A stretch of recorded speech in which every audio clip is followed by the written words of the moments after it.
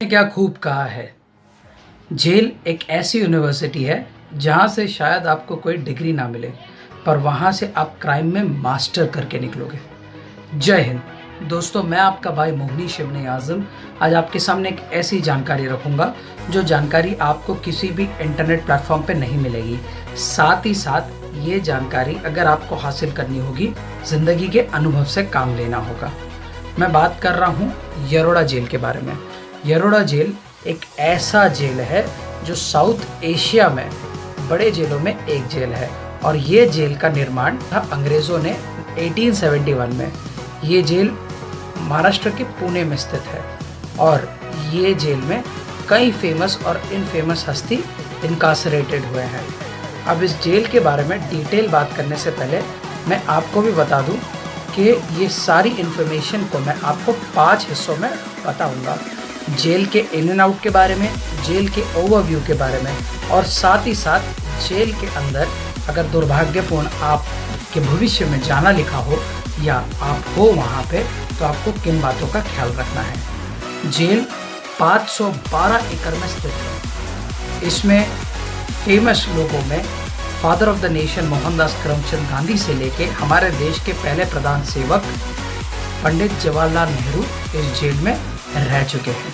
साथ ही साथ लोकमान्य तिलक भी रह चुके हैं और इनके नाम से तो एक तिलक सेपरेट करके एक वार्ड बनाया भी गया है। ये जेल में एग्रीकल्चर भी किया जाता है और यरोड़ा जेल में एक ओपन जेल भी स्थित है। साथ ही साथ एक गौशाला भी है जहाँ पे 30 गायें हैं। इस जेल में 3 मुख्य वार्ड हैं जिसको मैं आपको इंट्रोड्यूस कराना चाहता हूँ। यरोड़ा जेल में सबसे पहले आता है सर्कल नंबर 1। ये सर्कल नंबर 1 जो आप अपने स्क्रीन पे देख पा रहे हो। दूसरा आता है सर्कल नंबर 2। ये सर्कल नंबर 2 हाफ सर्कल है और तीसरा आता है सर्कल नंबर 3। अब इन सर्कल में बैराक्स होते हैं। आप देख पा रहे हैं, आपको लंबे हाउसेस की तरह कुछ दिखाई दे रहा है। इस हाउसेस को बोला जाता है बैराक। ऐसे हर सर्कल में 8 बैराक होते हैं, 2 नंबर सर्कल छोड़ के, क्योंकि 2 नंबर सर्कल में सिर्फ और सिर्फ 6 बैराक है। साथ ही साथ यहाँ पे कुछ और अलग वार्ड्स भी हैं, जैसे कि अंडा सेल। अंडा सेल जो एक शेप्ड सेल होता है। इस सेल में जितने नोटोरियस प्रिजनर्स होते हैं, जितने खूंखार कैदी होते हैं, उन्हें यहाँ पे रखा जाता है काबू करने के लिए।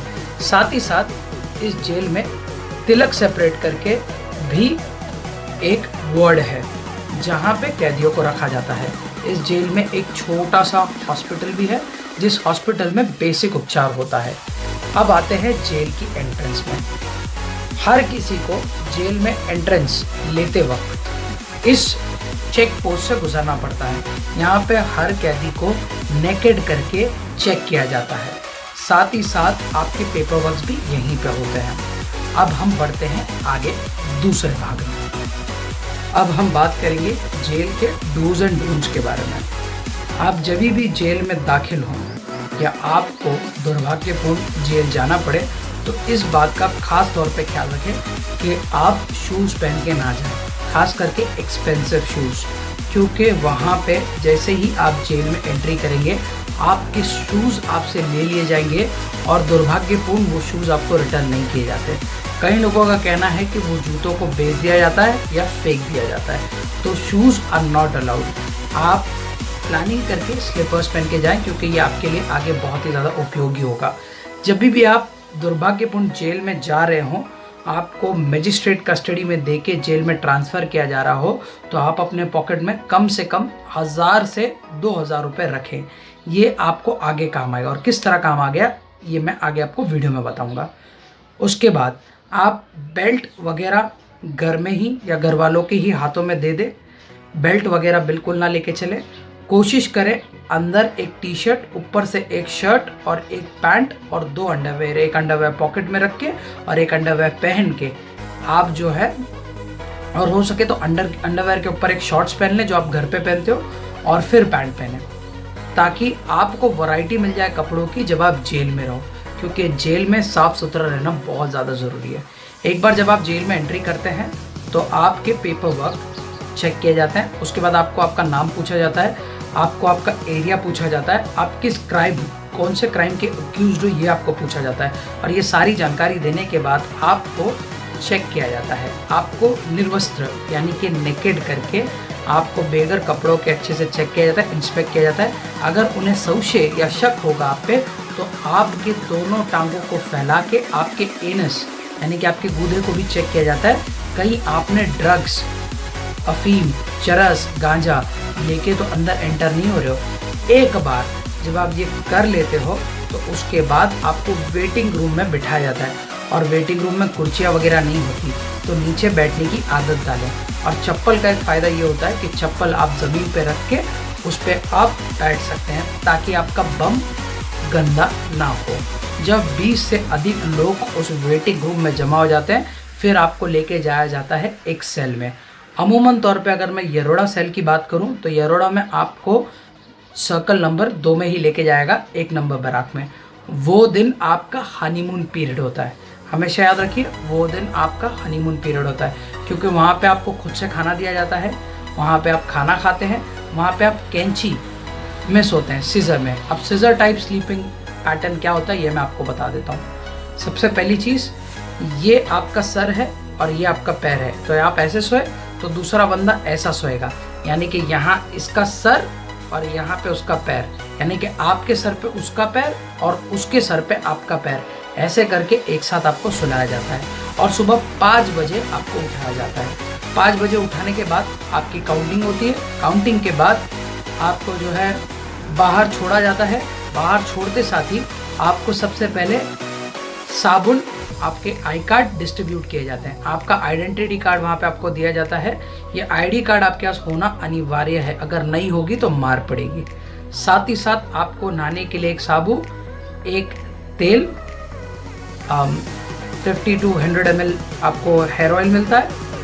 साथ ही साथ आपको कपड़े धोने का एक साबुन मिलता है, और आपको वहाँ पे जाके बाल कटाना होता है। याद रखिए, जब भी आप वहाँ पे जो सैलून होते हैं, जो सैलून में प्रिजनर्स होते हैं बाल काटने वाले, वो आपसे बहुत रूडली बात करते हैं, तो बिल्कुल आर्ग्यू ना करें, आप उनसे बाल कटवा लें। अगर आप मुस्लिम या सिख नहीं हैं तो आपको दाढ़ी भी कटवानी पड़ेगी, ट्रिम करना पड़ेगा, और बाल आपके पूरी तरह ट्रिम होंगे। थोड़े मैं बोलूँ तो मिलिट्री कट जैसे। तो इस बात का आपको ख्याल रखना होता है। उसके बाद HIV के लिए आपको भेजा जाता है टेस्टिंग के लिए, पर उससे पहले आपका इंटरव्यू होता है जेलर सुपरिटेंडेंट के द्वारा या सर्कल हेड या इंचार्ज के द्वारा, और वो आपसे पूछते हैं आप क्यों आए, क्या केसेस थे आप पे, और आपको अपना थोड़े में इंट्रोडक्शन देना होता है। और उसके बाद आपको HIV टेस्टिंग के लिए भेजा जाता है। एक बार आप HIV टेस्टिंग के लिए जाते हैं तो इस बात का आप ख्याल रखिए कि वहाँ पे आपकी HIV टेस्टिंग होती है, पर उसका रिजल्ट शायद ही किसी को मिलता है। तो HIV टेस्टिंग के बाद घंटे 2 घंटे आपको बिठाया जाता है। अगेन आपको नीचे ही बैठना होता है, और वहाँ पे चप्पल ही काम आती है। तो नीचे आप बैठ जाते हैं। नीचे आपको बैठने के बाद आपको डिवाइड किया जाता है, और आपको आपके सर्कल अलॉट किए जाते हैं। सर्कल जब आपको अलॉट किए जाते हैं तो अक्सर आपको 1 नंबर बैराक या 8 नंबर बैराक में ही भेजा जाता है, और मोस्ट प्रोबेबली आपको 2 नंबर सर्कल या 3 नंबर सर्कल में ही भेजा जाता है। तो यहाँ पे आपको आपका वार्डन भी मिल जाता है। वार्डन एक पुराना कैदी होता है जो अनुभव की बुनियाद पे उसे वार्डन बनाया जाता है, रूल्स एंड रेगुलेशन फॉलो करवाने के लिए और बैराक में डिसिप्लिन मेंटेन करवाने के लिए। फिर आपको वापस कैंची की शक्ल में ही सोना पड़ता है। पहले दिन तो आप पे कोई लोड नहीं आता है, पहले दिन कोई भी टेंशन नहीं होती है, पर पहले दिन के बाद टेंशन बढ़ती है, क्योंकि उस दिन आपका हनीमून पीरियड खत्म हो जाता है। उस पहले दिन में ही आपको हंडी चूज करनी है। हंडी यानी कि टीम। What is team? आपको अंदर टीम वर्क सिखाया जाता है, आपको एक दूसरे के साथ कूप करना सिखाया जाता है। अगर आपको कूप अप करने नहीं आता है तो आप सोसाइटी में रहने लायक नहीं हो, इसी के लिए आपको ट्रेन किया जाता है। इसी के लिए हंडी वहाँ पे मैंडेटरी है। तो हंडी में आपको किसी भी हंडी में ज्वाइन करना है तो उसके 3 रीज़न होते हैं। पहला रीज़न, या तो आपको वहाँ पे काम करना होगा। दूसरा रीज़न, आप काम नहीं करना चाहते हो पर आपको वो हंडी में रहना है, तो आपको जितने आपके टीम मेंबर्स हैं उनका खर्चा उठाना होगा। और तीसरा तरीका ये होता है कि आपके कोई पहचान वाला हो तो वो आपको हंडी में ले ले। अब लोग जब हंडी में शामिल होते हैं तो हंडी में शामिल होते साथ पहले ही नेगोशिएट कर लें कि बॉस मैं आपके हंडी में आ रहा हूँ तो मुझे आप क्या जिम्मेदारी दोगे काम की। तो वो जिम्मेदारी आपको समझ के लेनी है कि आप सिर्फ खाना लाओगे, आप सिर्फ पानी भरोगे, आप बर्तन धोगे, आप झाड़ू मारोगे, या आप सुबह नाश्ता और खाना लेके आओगे। तो वो जिम्मेदारी पे आपको नेगोशिएट करके एग्री करना होता है, वो पहले दिन नहीं। और एक बार आप एग्री कर लेते हो तो आप स्मार्ट वर्क करते हो, वरना वहाँ पे अगर आप एक रुकी हो, यानी कि आप एक नौसीखे हो, तो वहाँ पे आपसे चड्डी भी धुलवाई जाएगी, इतनी बुरी परिस्थिति आ जाती है। तो इस बात का आप सबसे पहला ख्याल रखें। जब एक बार आप हंडी में दाखिल हो जाते हो तो आपको सिर्फ अपना काम करना है, और म्यूचुअल अंडरस्टैंडिंग के साथ काम आगे पीछे शेयर करा जा सकता है, पर वो म्यूचुअल अंडरस्टैंडिंग के ऊपर से होता है। आपको इस बात का भी ख्याल रखना है जो सबसे ज़रूरी है, और वो ये बात है कि जब आप हंडी में रहते हैं तो उसका एक फ़ायदा ये भी होता है कि जो हंडी पे खर्चा करता है उसके खर्चे पे आप भी जो है निर्भर रह सकते हो।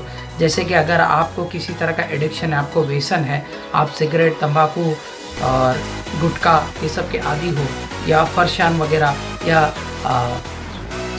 बेकरी प्रोडक्ट खाने के आदी हो, तो आपको आपके हंडी में जो एक्सपेंसेस बेयर करता है उसे आपको बताना होता है, और एवज में आपको काम करना होता है, और वो काम के बदले वो जो है आपका एक्सपेंसेस उठाएगा। और जो दूसरा तरीका मैंने आपको बोला वो ये कि आप किसी भी हंडी में दाखिल होते हो और आपके पास अगर पैसे हैं तो आप एक कमज़ोर हंडी पकड़े। कमज़ोर हंडी से मुराद जहाँ पे लोग बेसिक और वॉल्यूम कम हो, वहाँ पे वैसी हंडी अगर आप पकड़ते हैं तो आपका खर्चा कम से कम होगा। आप कैंटीन में से उनकी सारी ज़रूरतों को पूरा करें, और आपको आपके प्लेट भी उठाने की ज़रूरत नहीं है, सब कुछ आपके हंडी के लोग करेंगे। साथ ही साथ मैं आपको ये भी बताना चाहूँगा कि अंदर झगड़ों से बचें, क्योंकि झगड़ा एक नींव ऐसा जड़ होता है जो आपको हॉस्पिटल के बेड पे पहुंचा सकता है और आपको हॉस्पिटलाइज करा सकता है। वहाँ पे बड़े से बड़े कैदी झगड़ा करने से बचते हैं, क्योंकि अगर आप वहाँ पे झगड़ा करते हैं तो आपको पेटी पे लेकर जाया जाता है। पेटी यानी कि एक सर्कल बीट, जहाँ पे आपका सर्कल इंचार्ज होता है, जो कि मैंने आपको पहले दिखाया था कि सर्कल है, हर सर्कल में एक सर्कल इंचार्ज का एक बीट होता है, एक ऑफिस होता है, उसे स्लैंग लैंग्वेज में पेटी कहा जाता है। पेटी पे ये नहीं देखा जाता गलती किसकी है, गलती किसकी नहीं है, और कौन मिडिल मैन का रोल प्ले कर रहा था।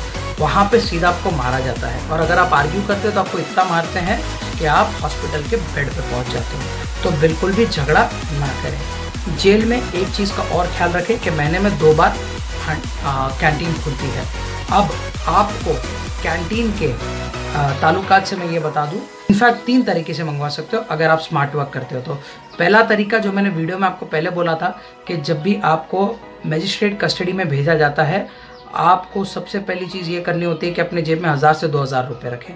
वो 1000 से 2000 रुपये आपको पहले महीने में आपको अर्ज़ करना पड़ता है कि मुझे वो पैसे 1000-2000 जो है कैंटीन में चढ़ाने हैं, कैंटीन में जो है मुझे ट्रांसफ़र करने हैं। आप वो अर्ज़ करके वो पैसे का वापर कर सकते हो। ये सबसे इजी प्रोसेस होता है जिसे स्मार्ट वर्क कहा जाता है।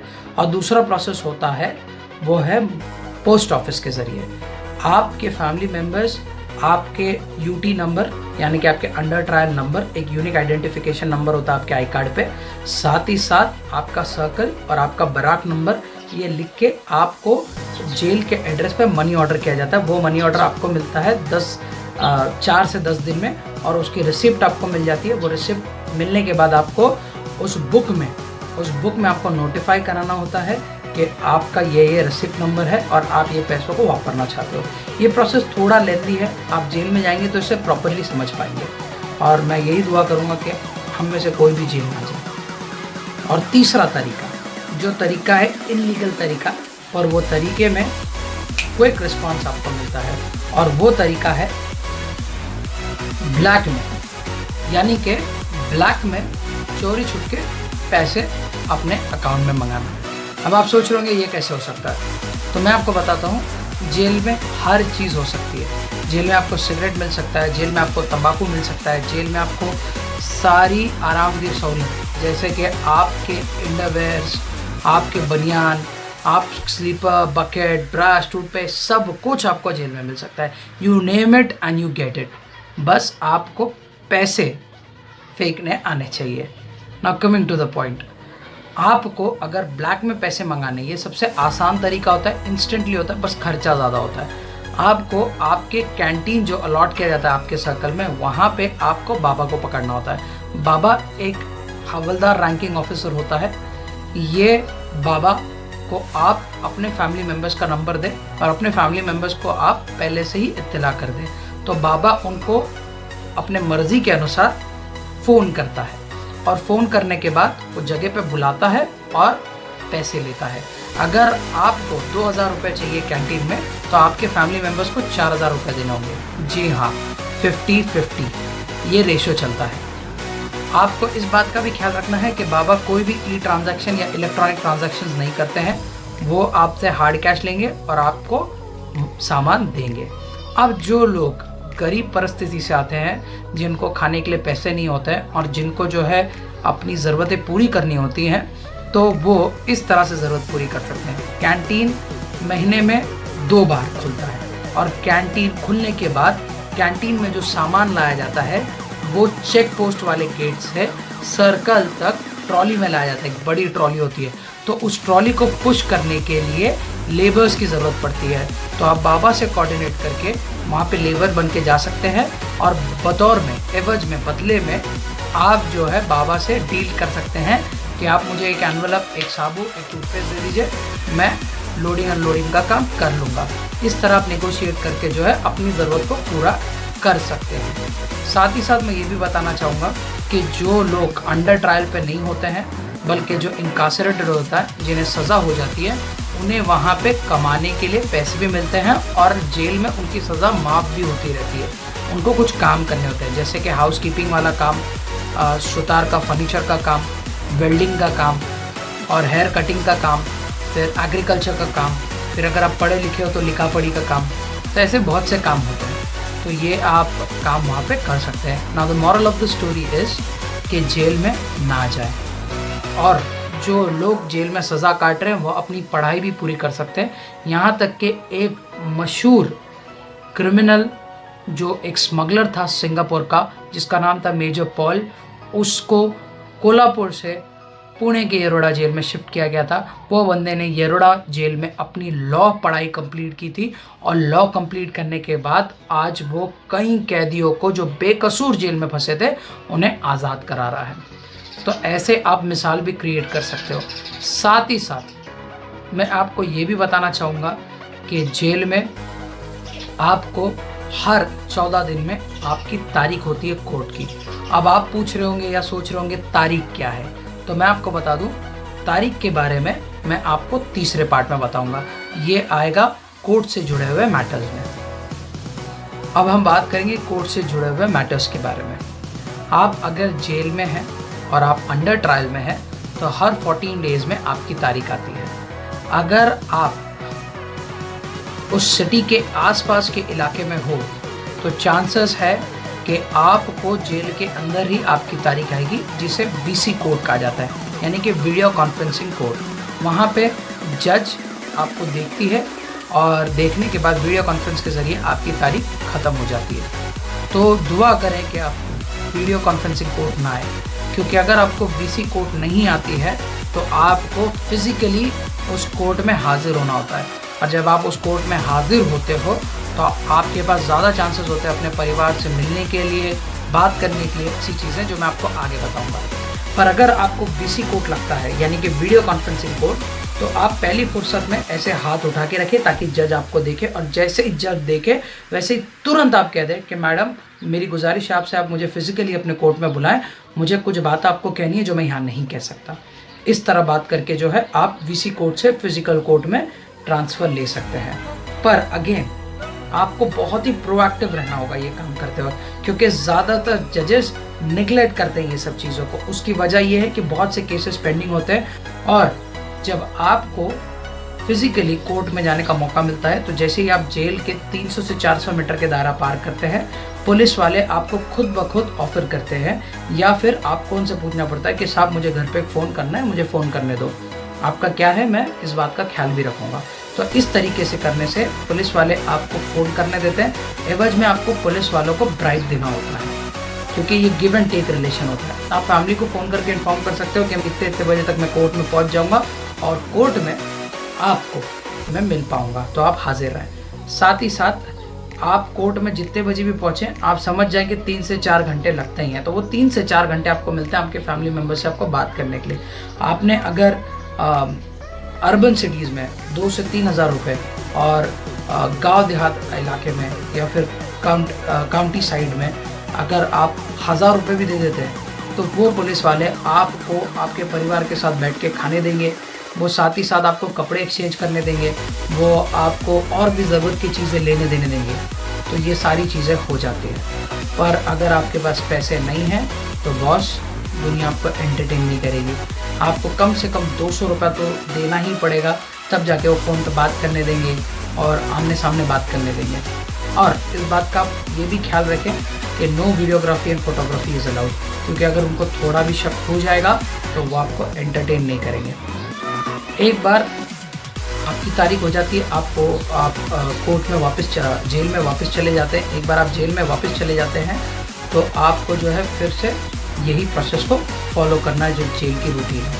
हमेशा याद रखें कि आपको जेल में टीवी देखने में मिलती है, सारे लगभग फ्री चैनल्स आपको मिलते हैं, तो वहाँ पे आप देख सकते हैं। टीवी के लिए आर्ग्यू ना करें, क्योंकि वहाँ पे जो सीनियर्स होते हैं जो पहले से वहाँ पे जेल में रहते हैं वो अपना मोनोपोली चलाते हैं, तो आप उनके साथ घुल मिल के जितना एडजस्ट करके रहें उतना बेहतर है। ये भी मैं आपको बताना चाहूँगा कि जेल में रेडियो भी होता है, और वो रेडियो सिर्फ जेल की फ्रिक्वेंसी पे जेल के एरिया में चलता है और उसका एक लो फ्रिक्वेंसी चैनल है। अगर आपको याद होगा तो संजू मूवी में वो एक सीन दिखाया गया है। तो जेल में आज भी रेडियो चलता है, आप रेडियो सुन सकते हैं। साथ ही साथ अनाउंसमेंट पे खास करके ध्यान रखें कि किसकी तारीख आ रही है, किसका वकालतनामा आ रहा है, किससे वकील मिलने आ रहा है, किसकी फैमिली मुलाकात है, इस पर आप ध्यान रखें। और जब पहली बार आपकी फैमिली मुलाकात आए तो आपके फैमिली को आप ये बात बता दें कि आप एक डे फिक्स कर लें, जैसे कि आप मंडे से सैटरडे के बीच में कौन से दिन आप आने वाले हो, वो दिन आप फिक्स कर लें। और अगर उस दिन जिस दिन फॉर एग्जांपल मैंने मंडे चूज़ किया, मंडे को मेरी फैमिली मुझे उस जेल में मिलने आ रही है, तो मुझे ये पता चलता है कि मैं मंडे को ही अलर्ट रहूँ और सुनने पे ध्यान दूँ, बाकी दिन में मेरे रूटीन काम में गुजार सकता हूँ। मंडे के दिन अगर बाय डिफ़ॉल्ट या गॉड फॉरबिड कोई छुट्टी आ जाती है, कोई नेशनल हॉलीडे आ जाता है, तो उस दिन के दूसरे दिन यानी कि ट्यूसडे के दिन आप अपने फैमिली मेम्बर्स को बुला सकते हो। ऐसे आप म्यूचुअल अंडरस्टैंडिंग और कम्युनिकेशन कर लें। अगर आपके फैमिली मेम्बर्स आपसे मिलने 100-200 किलोमीटर दूर से आते हैं तो आप एक एप्लीकेशन लिख के दे सकते हैं सुपरिटेंडेंट ऑफ पुलिस जेल के जेलर को कि सर मेरी फैमिली 200 किलोमीटर दूर से आती है, आप मुझे ज़्यादा वक्त दें अपने फैमिली से बात करने के लिए। तो आपका टाइम 15 मिनट से 20 मिनट तक एक्सटेंड हो सकता है। तो इस बात का भी आप जानकारी और ख्याल रखें। आपको हमेशा याद रखना है कि जेल में दिन में 2 बार काउंटिंग होती है। आपको डेली आपके बैराक में 2 बार पुलिस आती है और काउंटिंग होती है, तो काउंटिंग के वक्त पे प्लीज़ हाजिर रहें। और साथ ही साथ every Wednesday jail inspector, jail incharge का एक राउंड अप होता है। वो राउंड अप में आप एप्लीकेशन देके खड़े हो सकते हो और आप एप्लीकेशन में अपने मन की बात कह सकते हो, जैसे कि आपको कोई अगर असुविधा हो रही है उसके बारे में, आपको बैराक या फिर सर्कल बदलना है उसके बारे में, आपको टकला करना है उसके बारे में, या आप कोई छोटा सा कार्यक्रम करना चाहते हो। थर्ड पार्ट, तीसरे पार्ट में हम बात करेंगे जेल के अंदर आपको क्या क्या सामान मिलते हैं और आपको किस किस बातों का ख्याल रखना है। जेल के अंदर आपको एक आते साथ ही एक मग मिलता है पानी पीने के लिए, एक प्लेट मिलती है खाने के लिए, एक बेडशीट मिलता है और एक ओढ़ने के लिए चादर मिलती है। जैसे ही आपको चादर और बेडशीट मिल जाए आप उसे पहली फुर्सत में धो लें और डेली आप स्नान करें। आपके प्लेट पे, आपके मग पे आप ऐसी एक निशानी बना लें जिससे आप उसको रिकग्नाइज कर सकें, क्योंकि मग और प्लेट वहाँ पे चोरी होते हैं। और अगर ऑडिट में आपकी प्लेट और मग आपके पास अवेलेबल नहीं होंगे तो फिर से आपको पेटी पे लेके जाया जाएगा और मारा जाएगा। तो इस बात का आप ख्याल रखें। चादर और बेडशीट ये आप हर हफ्ते में एक बार धोएं। उसकी वजह है कि वहाँ पे स्केबीज और फंगल इन्फेक्शन जैसी बीमारियाँ बहुत आम बात है। तो आप जितना हाइजीन रहेंगे उतना बचने के चांसेस ज़्यादा रहेंगे। साथ ही साथ मैं आपको ये भी बताना चाहूँगा कि बस दुआ वहाँ पे ये करें, अपने आप को हाइजीन और हेल्दी रखें कि आपको हॉस्पिटल का चक्कर ना काटना पड़े, क्योंकि अगर आप बीमार हो गए तो वहाँ पे इलाज ना के बराबर होता है। वहाँ पे एक ही गोली आपको बार बार मिलेगी। आपको सर्कल इंचार्ज को बिल्कुल अच्छी तरह एक्सप्लेन करना है कि आपको हॉस्पिटल क्यों जाना है, तभी जाके जो है आपको मदद और सहायता मिल पाएगी। जेल में आपको अपने अंडरवेयर पे भी निशानी बनानी होगी, क्योंकि वहाँ पे जो पीने का बकेट होता है वो पीने के बकेट पे प्लास्टिक का परत चढ़ाया जाता है और प्लास्टिक की परत को कवर करने के लिए आपके अंडरवेयर की लास्टिक का वापर किया जाता है। तो वहाँ पे लास्टिक बहुत ज़्यादा इंपॉर्टेंट होती है। वहाँ पे इस बात का खास तौर पे आपको सीख मिलेगी और आपको ये चीज़ सीखने मिलेगी कि आपका कचरा किसी और का खजाना होता है। Your garbage is someone's treasure। ये बात आपको जेल में सीखने मिलेगी। साथ ही साथ मैं आपको ये भी बताना चाहूँगा और ये बहुत ज़रूरी बात है कि वहाँ पे आपको जब सुबह 6 बजे आपकी काउंटिंग हो जाती है और आपको बाहर छोड़ दिया जाता है तो आपको सबसे पहले बाथरूम जाना है। बाथरूम जाने के बाद आपको नहाने के लिए अपना पानी लेना और नहाना है और उसके बाद बाकी काम आपको करने हैं। वहाँ पे दांत घिसने के लिए आपको पाउडर भी मिला जाता है, तो वो पाउडर भी आप ले सकते हैं, वापर सकते हैं, पर ज़्यादातर लोग टूथपेस्ट वापरते हैं। आप मॉइस्चर रखने के लिए आप हेयर ऑयल का वापर कर सकते हैं क्योंकि उसके सिवाय दूसरा ऑप्शन नहीं होता। और आपके आर्मपिट्स और प्यूबिक निकालने के लिए आपको ना वहाँ पे रेज़र मिलता है, ना ब्लेड मिलता है, ना ट्रिमिंग मशीन मिलती है। वहाँ पे आपको वीट का इस्तेमाल करना होता है, यानी कि हेयर रिमूवल क्रीम का। साथ ही साथ मैं आपको ये भी बताना चाहूँगा कि वहाँ के टर्म्स एंड कंडीशन को आप अच्छे से फॉलो करें, क्योंकि अगर आप नहीं फॉलो करते हो तो आपको तकलीफ़ हो सकती है। आपको अपने घर में लेटर लिखने के लिए इस तरह का लेटर मिलता है। ये लेटर आपको फ्री ऑफ कॉस्ट में मिलता है। ये लेटर आपको फ्री ऑफ कॉस्ट में मिलता है, पर महीने में 2 से 4 बार बस। तो 4 से 7 दिन में ये लेटर आपके घर पे पहुंच जाता है। और अगर ये लेटर आप आउट ऑफ स्टेट भेज रहे हो तो 7 से 10 या 12 दिन तक ये आपके घर में पहुंचता है, पर पहुंचता ज़रूर है। इस लेटर की खास बात आप हमेशा याद रखें, ये लेटर ट्रांसपेरेंट होता है और ये लेटर में आपको कोई भी ऐसी बात नहीं लिखनी है जो जेल की अंदर की बातों को रिवील करे या जेल की में किस तरह का स्वभाव होता है जेल कैदियों के साथ, या जेल में किस तरह का बर्ताव होता है, इस बारे में कुछ ना लिखें। क्योंकि अगर आप ऐसे लिखते हो आपके लेटर को जेल में पढ़ा जाता है और पढ़ने के बाद आपके लेटर को पोस्ट नहीं किया जाता है। तो इस बात का ख्याल रखें। और मुसलसल अगर आप ऐसे लेटर लिखोगे तो आपके लेटर को फाड़ के भी फेंका जाएगा और पेटी पे लेके जाके मारा भी जाएगा। और वहाँ पे कैंटीन में आपको ऐसे एनवेलप भी मिलते हैं। ये एनवेलप के साथ आपको पोस्ट स्टैम्प भी मिलते हैं। इस स्टैम्प के ज़रिए आप जो है अपने लेटर को पोस्ट कर सकते हैं। ये लेटर जल्दी जाता है। वहाँ पे एक एनवेलप की कीमत 5 रुपये है और आपको स्टैम्प अगर लेने हैं तो 20 रुपये में 5 स्टैम्प के करीब आपको स्टैम्प मिल जाते हैं, 5 या 4 स्टैम्प। तो इस बात का आप ख्याल रख सकते हैं। साथ ही साथ कैंटीन में आपको लगभग हर ज़रूरत की चीज़ मिलती है, तो आप अपनी ज़रूरत की चीज़ों को पूरा कर सकते हैं। और कोई भी वहाँ पे फेस्टिवल होता है, ख़ास तौर पे दिवाली, ईद, क्रिसमस, इन दिनों पे चिकन वहाँ पे बनता है और आप चिकन खा सकते हैं। मतलब चिकन और फीका मसाला मिलता है, उसको आप कैसा स्पाइसी बना सकते हैं ये आपके ऊपर है। अब हम चौथे पार्ट पे चले जाते हैं, आते हैं खाने के ऊपर। वहाँ पे जिस तरह के आपको खाने मिलते हैं वो खाने आप किसी जानवर को भी नहीं दोगे, इस तरह का खाना होता है। पर वो खाने का एक मूल्य फ़ायदा ये होता है कि वो खाना इतना लाइट होता है और इतना ज़्यादा फाइबर से भरपूर होता है कि वो खाना आपको इतनी जल्दी हज़म होता है कि जैसे ही आप सुबह 6 बजे जेल से बाहर निकलते हो और आप बाथरूम में जाके बैठते हो कि आपका पेट पूरा साफ़ हो जाता है। तो कॉन्स्टिपेशन की बिल्कुल शिकायत नहीं होती है। पर वहाँ पे रोटियाँ बहुत कड़क होती हैं। वहाँ पे आपको जो भाजी, जो दाल, जो चावल आपको मिलती है उसमें मिट्टी लगी होती है, क्योंकि उसे अच्छे से क्लीन नहीं किया जाता है। और ये पूरी तरह ऑर्गेनिक होता है क्योंकि वहीं से फार्म से उठा के लेके जाया जाता है। आपको रोटी जो है 3 मिलती है अगर आप वहाँ पे कैदी हो तो, और अगर आप अंडर ट्रायल पे हो तो आपको सिर्फ 2 रोटी यानी कि 2 चपाती आपको मिलेगी। आपको एक तरह की भाजी, दाल और चावल, ये दाल के साथ कोई ग्रेवी मिलेगी। और जो भी नेशनल फंक्शन होता है जैसे कि इंडिपेंडेंस डे या रिपब्लिक डे, उस दिन आपको लड्डू, चॉकलेट, फरसान वगैरह मिलने की चांसेस भरपूर होते हैं। और कभी भी ऑडिट आ सकता है, तो ऑडिट में आप तैयार रहें। किसी भी तरह की या किसी की भी दी हुई चीज़ों को अपने तकिए में, अपने छोटे से हैंडमेड वार्डरोब में बिल्कुल ना छुपाएं। वहाँ पे वार्डरोब बनियान की शक्ल में बनाया जाता है, यानी कि बनियान को नीचे से नॉट मारा जाता है और उसमें सारे कपड़े भरे जाते हैं और आपकी ज़रूरत का सामान भरा जाता है। मेरा यही एडवाइस रहेगा आपसे कि आप हर 3 दिन में या हर 2 दिन में खुद इंस्पेक्ट करें कि आपके बनाए हुए वार्डरोब में आपने क्या क्या चीज़ें रखी है। इससे आप आने वाली मुसीबतों से सतर्क रहोगे। साथ ही साथ अब हम फाइनल स्टेज पे आ गए, यानी कि पांचवा पार्ट, जो पांचवा हिस्सा है जिसके बारे में हम आपसे जिक्र करेंगे, वो है बेल ऑर्डर्स के बारे में। आपको ख़ास तौर पे ये ख्याल रखना है कि वकील से आप अच्छे से नेगोशिएट करें, क्योंकि बेगर वकील के जब आप एमसी कस्टडी में जाते हो, यानी कि मजिस्ट्रेट कस्टडी में जाते हो, जब आप पीसी यानी कि पुलिस कस्टडी से आपको 24 घंटे बाद जो है मजिस्ट्रेट के पास कोर्ट में लेके जाया जाता है, तो आपको लॉयर चाहिए रहता है। और उस वक्त पे अगर आपने लॉयर पहले से नहीं किया हो तो लॉयर 50,000 से लाख रुपए तक का मुंह फाड़ते हैं। और लॉयर के लिए जामिन ये उनके लिए हनीमून पीरियड होता है, क्योंकि यही कमाने का सबसे ज़्यादा वक्त होता है। तो इसी वक्त पे वो ज़्यादा से ज़्यादा मुँह फाड़ते हैं। तो आप पहले से जो है लॉयर अपॉइंट कर लें, हायर कर लें।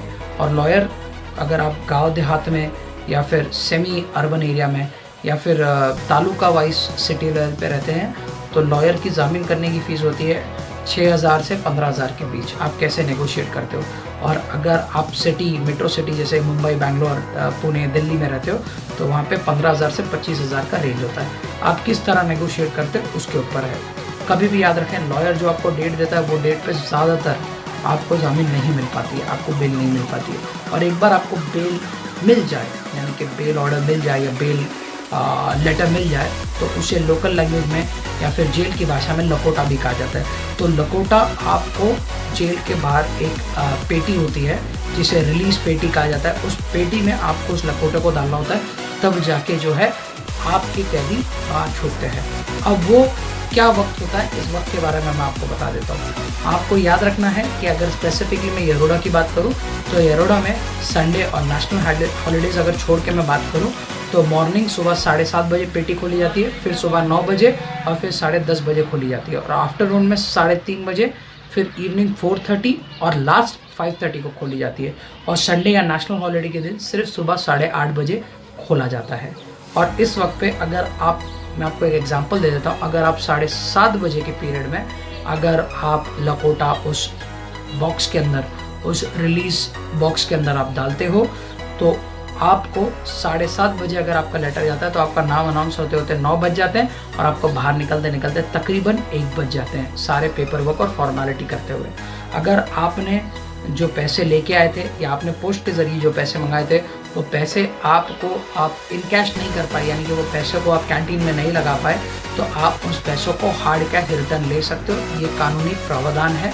और ये आप जहाँ पे चेक पोस्ट है वहाँ पे आप ऑफिस विभाग में जाके जो है आप पेपर वर्क करके ये पैसों को आप ले सकते हो। और 1 बजे आप बाहर निकलते हो। जब आप बाहर निकलते हो तो इस बात का आपको ख्याल रखें कि बाहर पे डीपी वाले होते हैं, यानी कि ये एक ऐसा पुलिस विभाग होता है जो पैसे की लालच में वहाँ पे खड़ा रहता है और आपको अटक करने के चक्कर में आपको पकड़ता है और आपसे पैसा ब्राइब लेने की कोशिश करता है। अब ऐसे में आप 2 काम कर सकते हो, या तो आप लीगली जाएं तो उसके लिए वक्त लगेगा, और अगर आप इनलीगली करना चाहते हो तो आप एक काम कर सकते हो। वो काम आप ये कर सकते हो कि आपको अपने फैमिली मेम्बर्स जो आपके बाहर खड़े होते हैं उन्हें कुछ पैसे देके वहाँ के पुलिस वालों को सेटिंग करनी होती है। अब पैसे, अगर आप पॉश इलाके से नहीं हो तो 500 से 2,000 में मांडुली हो सकती है, और अगर आप पॉश इलाके में तो 2,000 से 5,000, 6,000, 8,000 तक भी मांडुली हो सकती है। तो आपको नेगोशिएट करना है। नेगोशिएट करने का जब डील डन हो जाती है तो आपको आपके जो बंदा कैदी है, जो बंदा बाहर निकल रहा है, उसका नाम देना है, वो फटाक से आपको रिलीज़ कर देते हैं। एंड मेक श्योर आप अपनी तारीख को कभी ना मिस करें, क्योंकि जब भी आपकी तारीख होती है आप तारीख पे हाजिर हो, अनटिल अनलेस बहुत ज़्यादा इमरजेंसी ना हो। और एक बार आप तारीख पे हाजिर होते हैं तो इस बात का ख्याल रखें कि तारीख आप कंटिन्यू देने से, तारीख पे आप कंटिन्यू जाने से आप पे कम से कम जो है इम्पैक्ट होगा।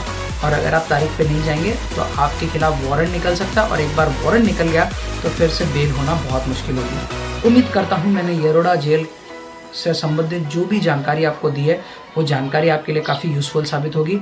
और मैं अंत में सिर्फ आपसे ये दुआ करूँगा कि कोई भी मेरा भाई जेल ना जाए, क्योंकि ये एक ऐसी जगह है जहाँ पे इंसान को मैंने बर्बाद होते भी देखा है और इंसान की चाह के दम पे इंसान को आबाद होते भी देखा है।